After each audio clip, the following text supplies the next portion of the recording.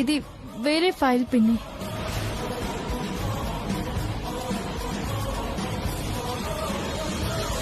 వేరే ఫైల్ అంటే ఏంటమ్మా?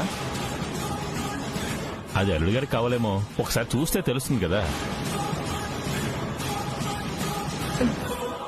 లేదు బాబాయ్, ఇది చాలా పాత ఫైల్. ఇది కాదు కావాల్సింది. ఇది కాదని నువ్వే చెప్పేస్తావేంటమ్మా? బాబుని ఒకసారి చూడనివ్వు. రాధిక, ఒకసారి ఆ ఫైల్ ఇటువు.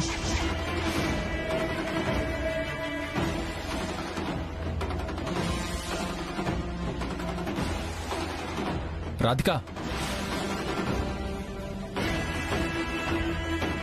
ఆ ఫైల్ ఇవ్వు. కాదండి, ఇది పాత ఫైల్. ఇటివ్వు.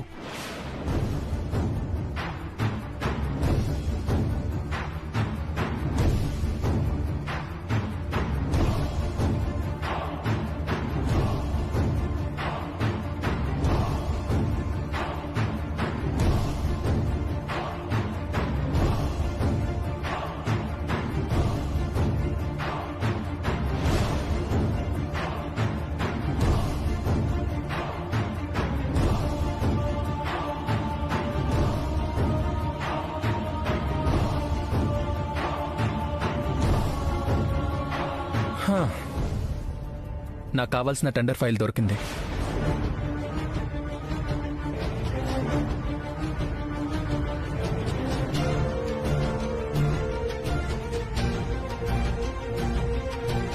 సరే రాధిక, నేను ఆఫీస్కి బయలుదేరతాను. ఏమండి, ఈ పరిస్థితుల్లో ఆఫీస్కి ఎందుకండి? కొద్ది రోజులు రెస్ట్ తీసుకోవచ్చు కదా.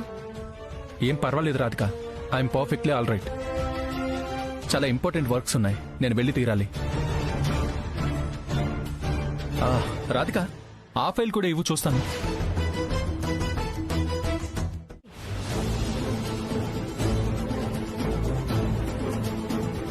ఉన్నది ఉన్నట్టు చెబుతాను, జరిగింది జరిగినట్టు చెబుతాను, జరగబోయేది చెప్తాను. అమ్మా కనకదుర్గమ్మ తల్లి, చెప్పవే.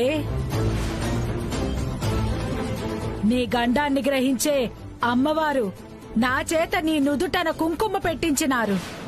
గండమేంటి సోదమ్మా?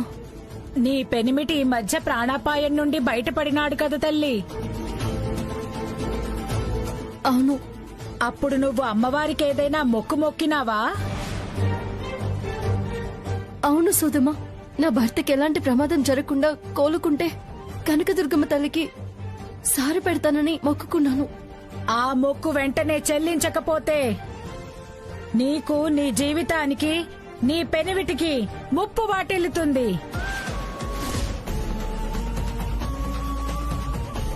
నీ సంసార జీవితాన్ని అగాధంలోకి తోసేస్తుంది. సోదమ్మా, వెంటనే నేను మొక్కు చెల్లిస్తాను. కనకదుర్గమ్మ తల్లి నిన్ను, నీ భర్తని సల్లగా చూడాలి. సోది చెబుతానమ్మ సోది.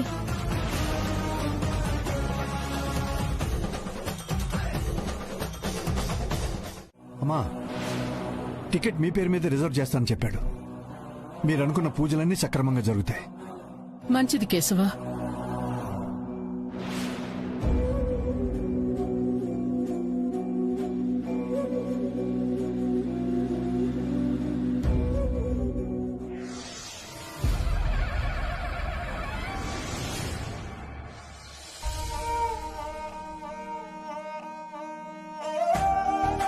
నమస్కారం పూజారి గారు. అమ్మవారికి సారి పెట్టి అఖండ జ్యోతి వెలిగించి మొక్కు చెల్లించుకుందామని వచ్చాను. శుభం. ముందు కుడి చుట్టూ ప్రదక్షిణలు చేయండి, తరువాత పసుపుతో వినాయకుణ్ణి, అమ్మవారిని కూడా చేసు.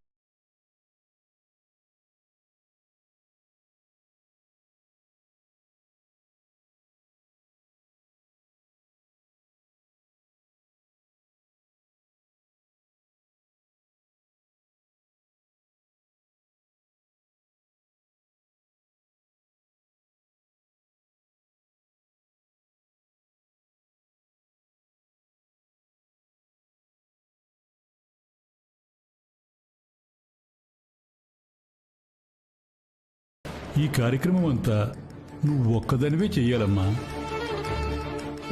సరే పూజారి గారు. గుడి చుట్టూ ఎన్ని ప్రదక్షిణలు చేయాలి పూజారి గారు? మీ అభిష్టం మేరకు 3, 5, 9 ఇలా ఎన్నైనా చేయొచ్చు. కానీ ఎన్ని ప్రదక్షిణలు చేస్తారో ముందే అమ్మవారికి మనసులో చెప్పుకుని చేయాలి.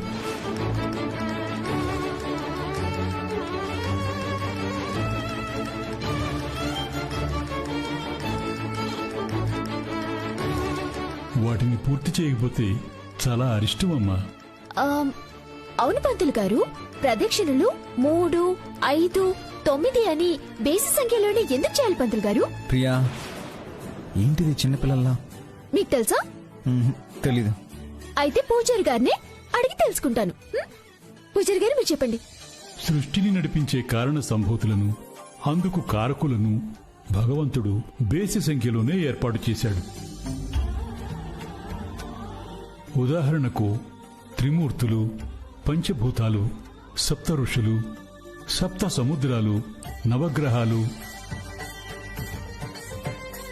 నవవిధ భక్తి మార్గాలు, వీటన్నిటికీ ప్రతీకగా మనం బేసి సంఖ్యలోనే ప్రదక్షిణలు చేస్తే మనకు ప్రతిఫలం దివ్యంగా ఉంటుంది.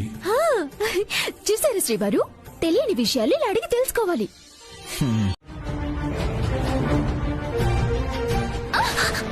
అయ్యో, ఏమైంది? ఏమైంది? ఏమైంది ప్రియా? ఏమైంది? పట్టేసింది శ్రీవారు. ప్రదక్షిణలు మధ్యలో ఆపితే అరిష్టమని పూజారి గారు చెప్పారు కదా ప్రియా, మరిప్పుడు ఎలా?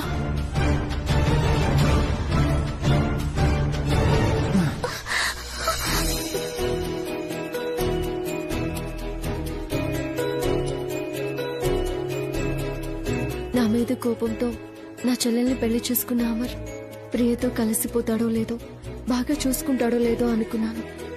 కానీ ఇప్పుడు అమర్ ప్రియని అంత కేర్ఫుల్ గా చూసుకుంటుంటే నా గుండెల్లో భారం అంతా దిగిపోతుంది.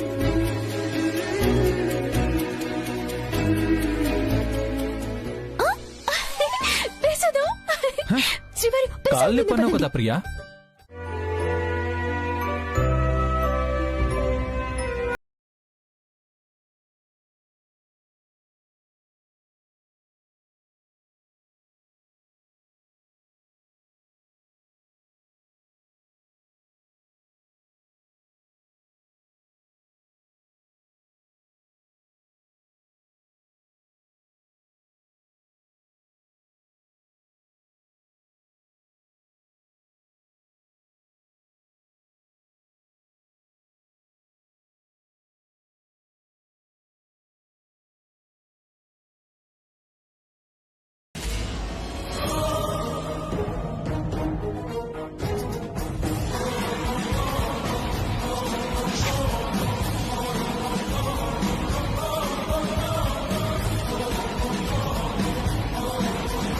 ఏమైందమ్మా?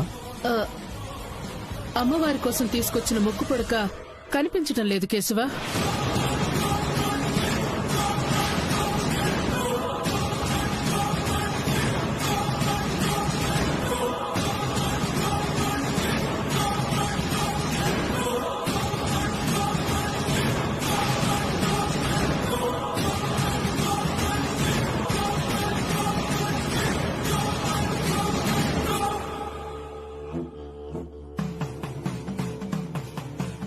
ఆ ముక్కు పుడక ఎక్కడిది?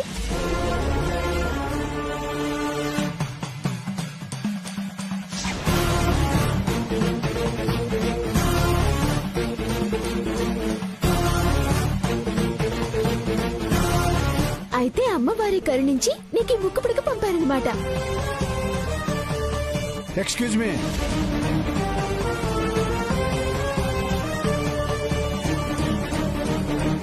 నువ్వు పెట్టుకున్నది కనకదుర్గమ్మకి సమర్పించడానికి మేం తెచ్చిన ముక్కు పుడక.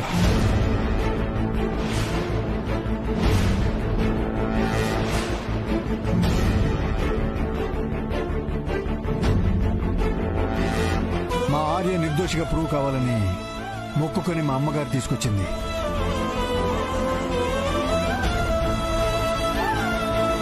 ఆ ముక్కు పుడక నీ దగ్గరకు ఎలా వచ్చింది? నాకు అక్కడ దొరికిందండి.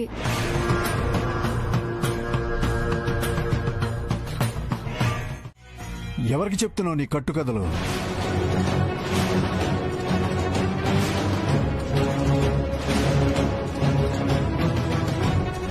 నిన్ను నేను చూస్తూనే ఉన్నాను. పూజ కూడా మా అమ్మని కాపీ కొడుతూనే చేశావు. మా ప్లేట్లో ఉన్న ముక్కు పుడక మాకు తెలియకుండా తీసే అవసరం నీకేమొచ్చింది?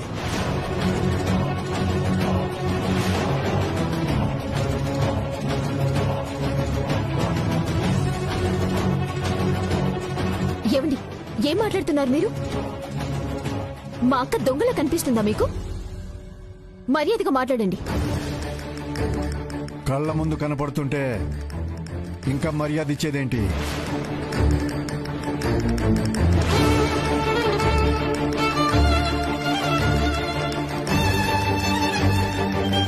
ముక్కు పొడకైతే తనంతట తానుగా మీ దగ్గరికి నడుచుకుంటూ రాలేదు కదా. చూడండి, తను Shakuntala group of companies chairman, Shakuntala Devi గారి కోడలు.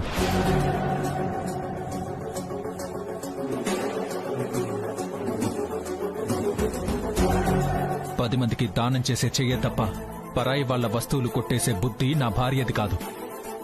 బుద్ధి అనేది స్థాయిని బట్టి ఉండదు, మనస్తత్వాన్ని బట్టి వస్తుంది.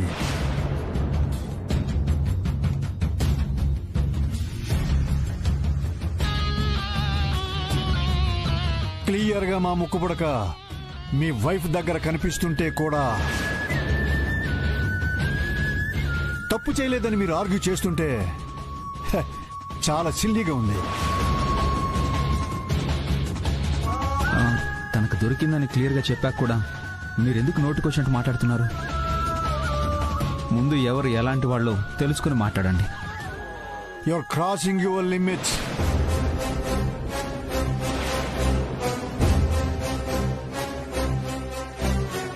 కేశవ, అమ్మగారు, ఏమండి, గొడవలొద్దు. ముక్కు పుడక తీయొద్దమ్మా.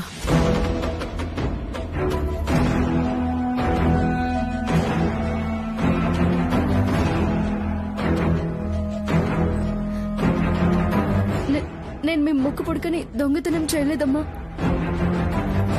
నిజంగానే నాకు అక్కడ మనం పూజ చేసిన దగ్గర దొరికింది. మాట అబద్ధం చెప్పినా కళ్ళెప్పుడు నిజాన్ని చెప్తాయి.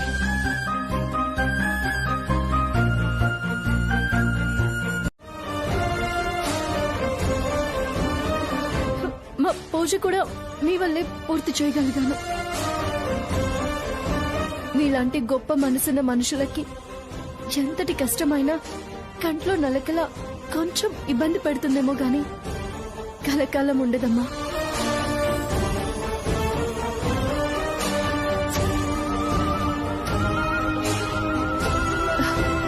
మీ అబ్బాయి నిర్దోషిగా తప్పకుండా తిరిగొస్తారు. కనకదుర్గమ్మ చల్లని చూపు మీ మీద ఎప్పుడూ ఉంటుంది. చిన్నదానివైనా పెద్ద మనసుతో మంచిని కోరుకున్నావు. నువ్వు నీ కుటుంబం ఎప్పుడు బాగుండాలి.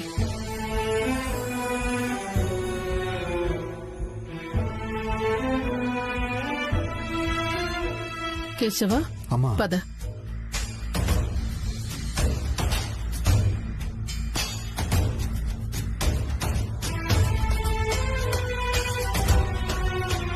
నేనైనా పూజారి గారు చెప్పారని ఈ ముక్కు పొడక పెట్టుకోకుండా ఉంటే బాగుండేదేమో.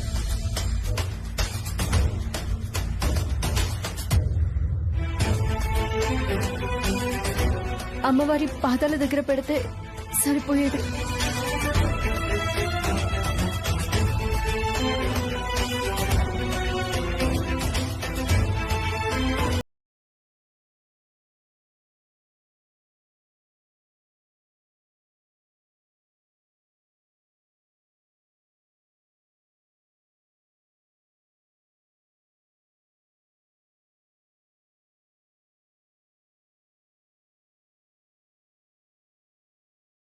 తీర్చుకోమ్మా.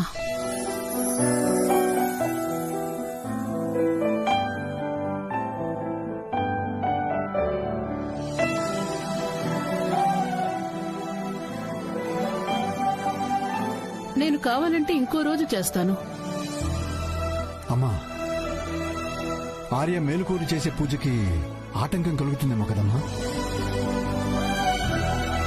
ఆర్యకి ఏం కాదన్న బలమైన నమ్మకం నాకున్నా కూడా అమ్మవారి ఆశీర్వాదం కోసం నేను గుడికొచ్చాను. కాని తను భర్త ఆరోగ్యం బావుండాలని మొక్కుకుని అది తీర్చడానికి గుడికొచ్చింది.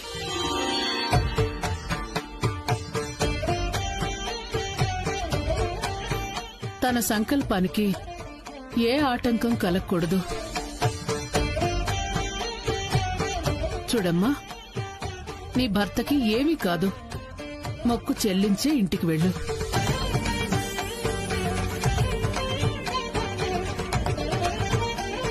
అమ్మవారి ఆశీర్వాదం నీకు నీ భర్తకి ఎప్పుడూ ఉంటుందమ్మా. నన్ను ఆశీర్వదించండి అమ్మా.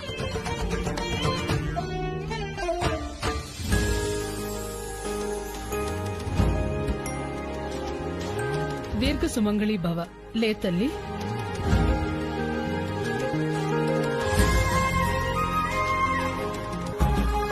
కనకదుర్గమ్మ తల్లి, నీ దీవెనలు నాకు నా కొడుక్కి కావాలి. ఆర్య నిర్దోషిగా బయటికి రావాలి. వస్తానమ్మా. థ్యాంక్స్ అండి. రండమ్మా.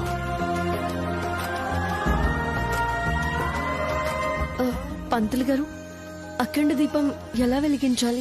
సూర్యాస్తమయం తర్వాత మాత్రమే వెలిగించాలి. గుడి మెట్ల ముందు పెద్ద రాయి ఉంటుంది. అక్కడ అఖండ దీపం ఒకటి వెలిగించి 2 చేతులలో 2 దీపాలు పెట్టుకుని నడుస్తూ గుడిలోకి వచ్చి తల మీద ఉన్న అఖండ దీపంతో గుడిలో ఉన్న అఖండ దీపం వెలిగించి తరువాత అమ్మవారికి మీరు తెచ్చిన సారె సమర్పించాలి.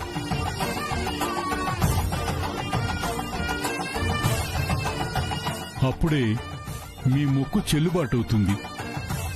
సరే పూజారి గారు, సూర్యాస్తమయం దాకా మేము వెయిట్ చేస్తాం.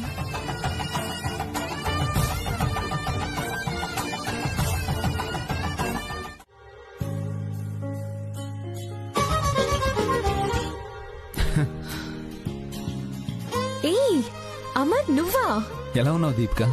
చాలా బాగున్నాను. నువ్వెలా ఉన్నావు? నీ మ్యారీడ్ లైఫ్ ఎలా ఉంది? అంతా కూల్. మరి నీ లైఫ్ ఎలా ఉంది? నా లైఫ్ కూడా చాలా బాగుంది. అరే, ఒక గుడ్ న్యూస్ రా. ఏంటది? నేనిప్పుడు క్యారింగ్. ఓహో, కంగ్రాచులేషన్స్. Thank you. సో ఇంట్లో వాళ్ళందరూ ఎలా ఉన్నారు? ఇక్కడేం చేస్తున్నావు? ఆఫీస్కి వెళ్ళడానికి ఆటో కోసం వెయిట్ చేస్తున్నా. ఆఫీస్ లో డ్రాప్ చేయడానికి రమేష్ లేడా? 5 రోజుల క్రితమే క్యాంప్కి వెళ్లారు. సరే, నేను డ్రాప్ చేస్తాను. వద్దు బాబోయ్, తమరి స్పీడ్ కి నేను బైక్ మీద కూర్చోలేను. కాలేజ్ చదివేటప్పుడు అంటే ఉడుకు రక్తం. స్పీడ్ ఫస్ట్, సేఫ్టీ నెక్స్ట్ అనుకునేవాడిని. కానీ ఇప్పుడు సేఫ్టీ ఫస్ట్, స్పీడ్ నెక్స్ట్.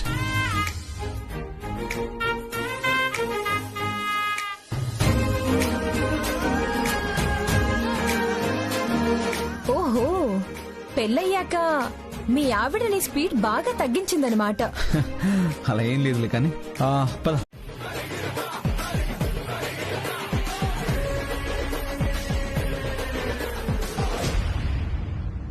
బాబాయ్,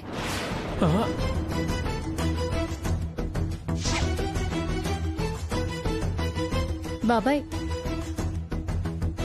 అత్తయ్య గారి రూమ్ లో మీకేం పని? అది చెల్లెమ్మ ఉందేమోనని వెళ్ళానమ్మా. లేకపోయేసరికి వెనక్కొచ్చేశాను.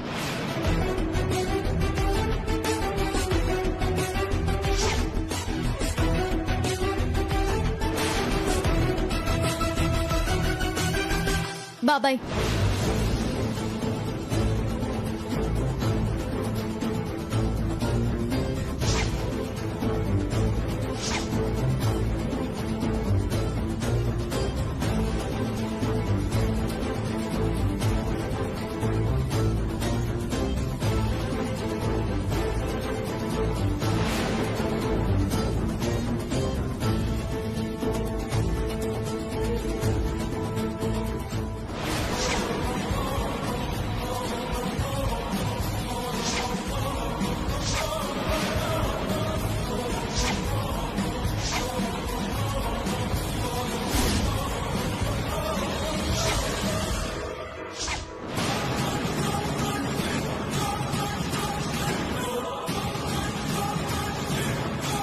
ఏంటి బాబా ఇది?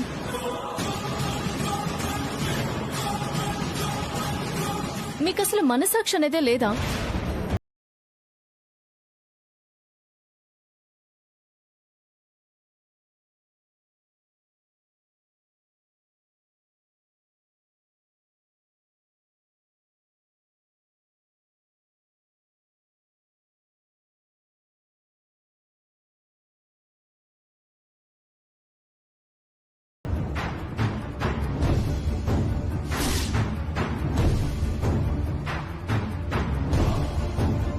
మీరు చేసింది నీచమైన పని, పైగా అబద్ధాలు.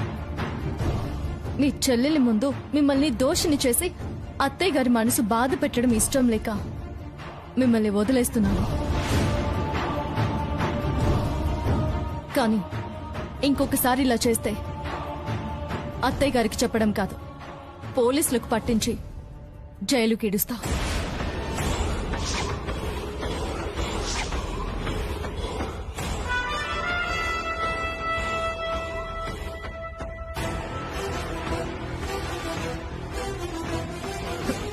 ఏమయ్యా, లైసెన్స్ లేనోడు కరెక్ట్ గా ట్రాఫిక్ పోలీస్ కే దొరికినట్టు బుద్ధి లేని పనిచేసిన ప్రతిసారి ఆ రాధకే దొరుకుతున్నా.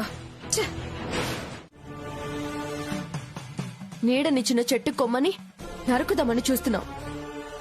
నీలాంటి వాళ్ళకి ఏం పేరు పెట్టాలి? అక్క ప్లీజ్. పరువునే ప్రతిష్టగా చేసుకుని బ్రతుకుతున్న మా అత్తయ్య గారి పరువుని, కైలాష్ గారి మర్యాదను నట్ట నడివీధిలో పెట్టాలని చూస్తున్నావా? ఎన్ని తప్పులు చేస్తున్నా మిమ్మల్ని క్షమించి వదిలేసి నేను పెద్ద తప్పు చేశాను. విష సర్పాన్ని పాపమని జాలి చూపించి వదిలేస్తే అది కాటేస్తుంది. అంతకన్నా ప్రమాదమైన విషపు ఆలోచనలతో ఉన్న మిమ్మల్ని అత్తయ్య గారికి చెప్పి వెంటనే ఇంటి నుంచి తరిమించేస్తాను. అక్క అక్క అక్క ప్లీజ్ అక్క, ఇంకెప్పుడు ఇలాంటి పని చేయనక్క. నీకు దండం పెడతాను, నీ కాళ్ళు పట్టుకుంటానక్క. ప్లీజ్ అక్క, అత్తయ్యకి చెప్పకక్క. ప్లీజ్ అక్క. అక్క అక్క. అమ్మా రాధిక, అమ్మా అమ్మా. ఏ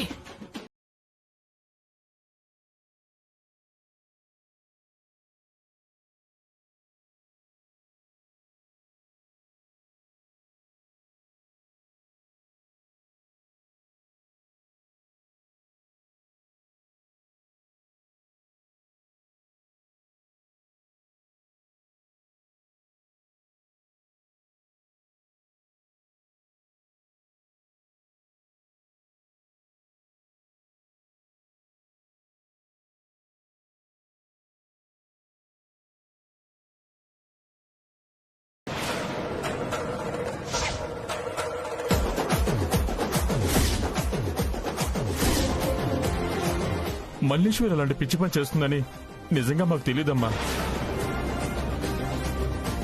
తెలిస్తే కన్న కూతురుతో ఇలాంటి పాడు పని ఎందుకు చేయిస్తాను చెప్పు? మీరు ఎన్ని మాటలు చెప్పినా ఈసారి అయితే మిమ్మల్ని వదిలేదే లేదు. అమ్మ రాధిక, మమ్మల్ని ఇంటి నుంచి గెంటేస్తే ఆడపిల్లని పెట్టుకుని ఎక్కడమ్మా ఉంటాము? ఒక ఆడపిల్లగా మా మీద దయ చూపించి మమ్మల్ని క్షమించమ్మా. ఇంకెప్పుడు తప్పు చేయకుండా బుద్ధిగా ఉంటామమ్మా. మమ్మల్ని నమ్మమ్మా. ఏ నాకు దొరికిన ప్రతిసారి మీరు ఇలాగే చెప్తున్నారు. కుక్కతో ఒక వంకర అంటారే అలా. ఆశ్రయం ఇచ్చినందుకు కుక్కలాగా విశ్వాసంగా ఉండడం లేదు.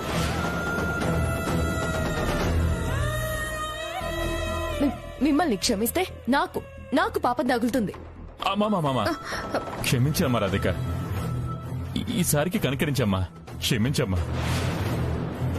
నేను చచ్చినంత తొట్టమ్మా, ఇంకెప్పుడు అలా జరగదు.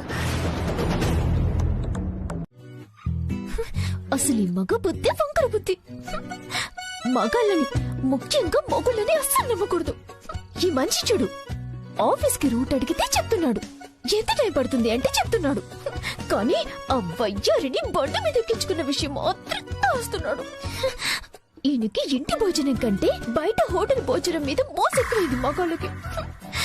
ఉదయం నిద్ర లేచిన దగ్గర నుంచి రాత్రి పడుకునే దాకా వంటలు బాగుండాలి, వాళ్ళకి ఇష్టమైనవన్నీ చేసి పెట్టాలి. వాళ్ళకి నచ్చినట్టు ఉండాలని మేము త్యాగాలు చేస్తూ ఉంటే అది గుర్తించకపోగా వాళ్ళకి భోగాలు కావాలంట, భోగాలు.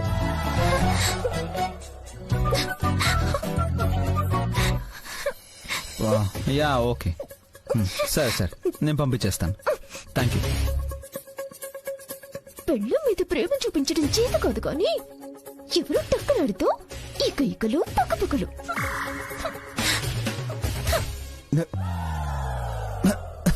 ప్రియా, వాటర్ ఇవ్వు. ప్రియా, నిన్నే వాటర్ ఇవ్వు.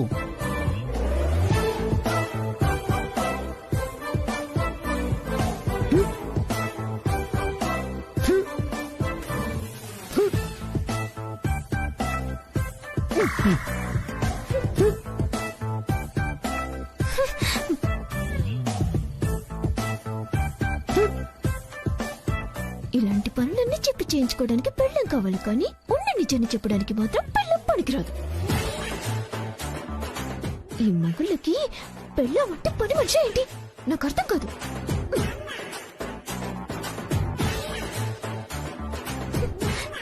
అడిగినవన్నీ చెప్పారు కానీ అమ్మాయి గురించి మాత్రం చెప్పలేదు. ప్రియా, ఏమైంది ప్రియా? ఏమైంది నీకు? ఏమైంది? ఎందుకు నీలో నువ్వే మాట్లాడుకుంటున్నావు? మనం చేసే పనులు తప్పుగా అనిపించవు కానీ ఎదుటి వాళ్ళు అడిగిన మాటలు మాత్రం తేడాగా ఉన్నాయా? నేనేం తప్పు చేశాను? అయ్యో, మీరేం తప్పులు చేయలేదు శ్రీవారు. నేనే మీకోసం అయిన దానికి కాని దానికి ఆరోట పడిపోయి తప్పులు చేస్తూ ఉంటాను. మీరు మాకు అన్ని చెప్తుంటారు అని మేమేదో భ్రమపడి పిచ్చోళ్ళలాగా మీకోసమే బతుకుతూ ఉంటాం. హే, సంబంధం లేకుండా ఏదేదో మాట్లాడుతున్నావేంటి? తాలి బంధాన్ని చులకన చేసి బయట మీరు ఏమైనా చేయొచ్చు, మేము మాత్రం టిక్కరు పడకుండా కుక్కను పెళ్ళ పాడుండాలా?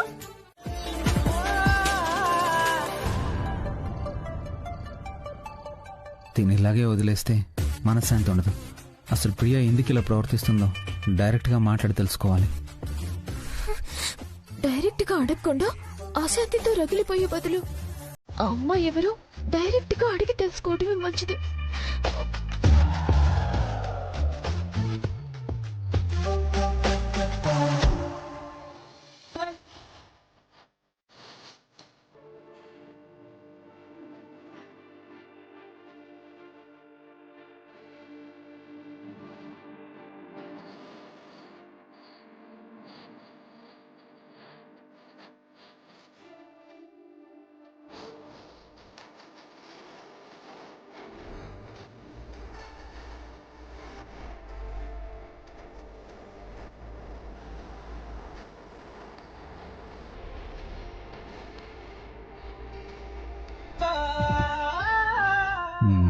కొంచెం చూసుకోవచ్చుగా. ఆ ఆప్షన్ మీకు కూడా ఉంది, తెలుసుకోండి.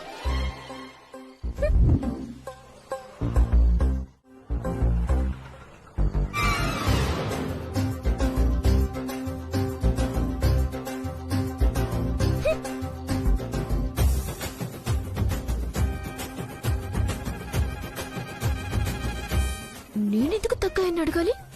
ఆయనకాయన ఎందుకు చెప్పరు నేను చూస్తాను.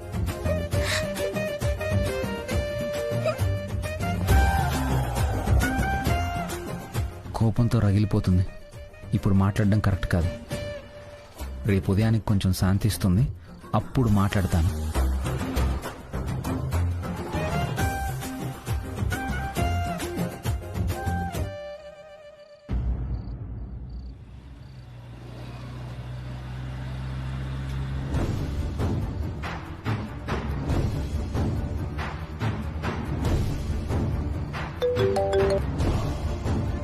హలో, ఈ టైంలో ఫోన్ చేసావేంటి విష్ణు? నేను మీ ఇంటి బయటే ఉన్నాను, ఒకసారి రా. ఇంత రాత్రిపూట నేను నీతో మాట్లాడేటప్పుడు ఎవరైనా చూసారంటే సమస్య అవుతుంది. రేపు ఉదయం కలిసి మాట్లాడుతాను. ఇప్పుడు వెళ్ళిపో విష్ణు. ఇప్పుడు నువ్వు చెప్పే కథలు వినడానికి నేను సిద్ధంగా లేను. మొన్న కలిసినప్పుడు కూడా ఇదే చెప్పావు. ఇప్పటి వరకు అతి లేదు గతి లేదు. నేను నిన్ను నమ్మాను. మర్యాదగా నువ్వు వస్తావా లేకపోతే నన్నే లోపల రమ్మంటావా? వద్దొద్దు, నేనే వస్తున్నాను.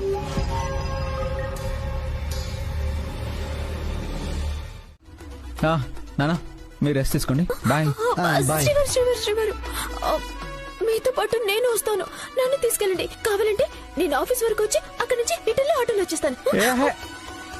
నీకేమైనా పిచ్చా? నువ్వెందుకు ఆఫీస్కి వస్తావు? అదేం లేదురా, నీ బండి మీద వెనక సీటు ఖాళీగా ఉండకుండా ఉండాలని. మీ ఇద్దరికి ఏదో అయినట్టుంది. బాయ్. అయ్యో, అసలు ఏమైంది వదినా? ఏమైతే ఏంటి నేహ? వద్దన్న మీ అన్నయ్య వెళ్ళారుగా, మీరు కూడా వెళ్ళండి.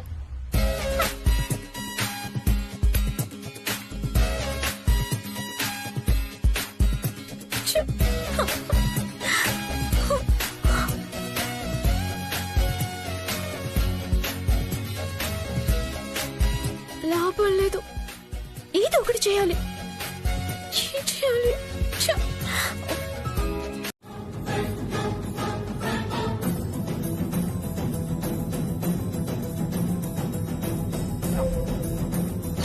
అమ్మా,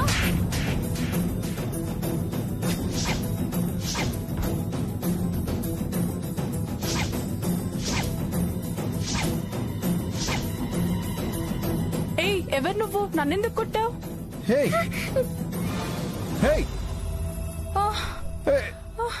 ఓకే, మీకేం కాలేదు కదా? 1 సెకండ్. ఆటో ఆపో.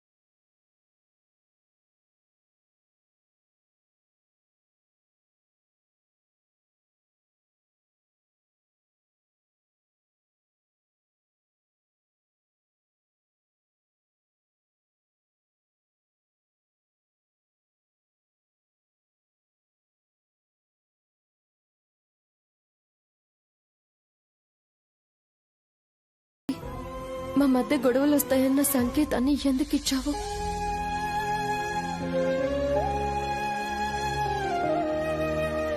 మా మధ్య కలతలు రాకుండా, ఏ ఆపద ముంచుకు రాకుండా నువ్వే కాపాడాలి తండ్రి.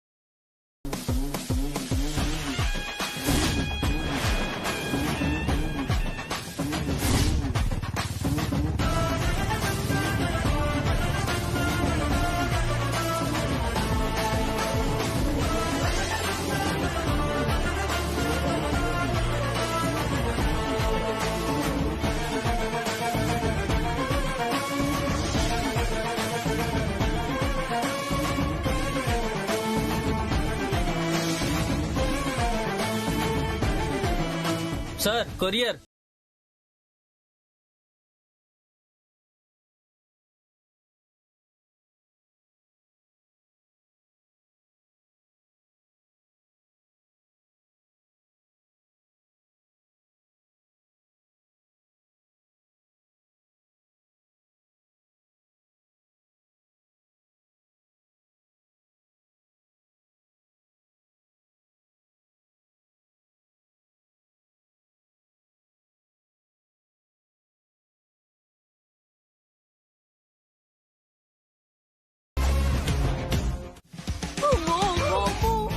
ఇంకేముంది, నా కొంప కొళ్ళేరయ్యింది. నా బతుకు బస్ స్టాండ్ అయింది. అదెవత్తో గాని దానికి పక్షవాతం వచ్చి దాని కాళ్ళు చేతులు పడిపోను.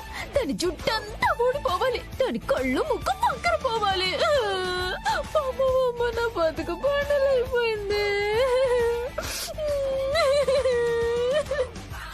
అమ్మా ప్రియా, ప్రియా ఏమైందే అలా శోకాలు పెట్టి ఏడుస్తున్నావు? ఏమైంది? ఇంకేం మిగిలిందే బామ్మ, జరగాల్సిందంతా జరిగిపోయింది. అమ్మో అమ్మో, జీవితాన్ని ఎంతో ఊహించుకున్నాను. ఎన్ని కలలు కన్నాను, కలలన్నీ ఆవిరైపోయాయి. అయ్యయ్యో, నా జీవితమే నాశనం అయిపోయింది. జీవితం నాశనం కావడం ఏమిటే? అసలు ఎవరు నిన్ను ఇంతలా ఏడిపిస్తుంది? ఇంకెవరు బామ్మ, నీ మనవడు నా కొంపని కొల్లేరు చేశాడు. నా జీవితాన్ని నిలువునా